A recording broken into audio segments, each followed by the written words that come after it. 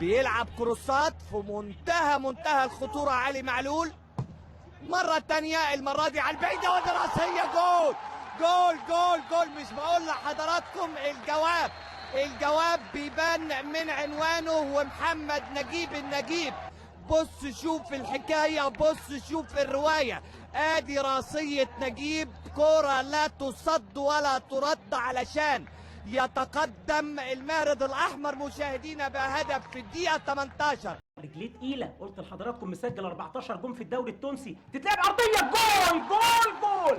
1-0 محمد نجيب يغيب ونجيب يا محمد مع النادي الاهلي. 1-0. اللي راجع بقول لحضراتكم في التشكيله الاساسيه من بدايه الموسم على حساب الثنائي حجازي وربيعه. الضربه الركنيه الاولانيه كانت سيناريو وبروفا للهدف اللي سجله محمد نجيب. اول مره حسام غالي خطفها وطلعت من المدافعين لضربه ركنيه. المره الثانيه علي معلول ظبطها بقى لمحمد نجيب عشان يسجل هدف التقدم مع الدقيقه 18.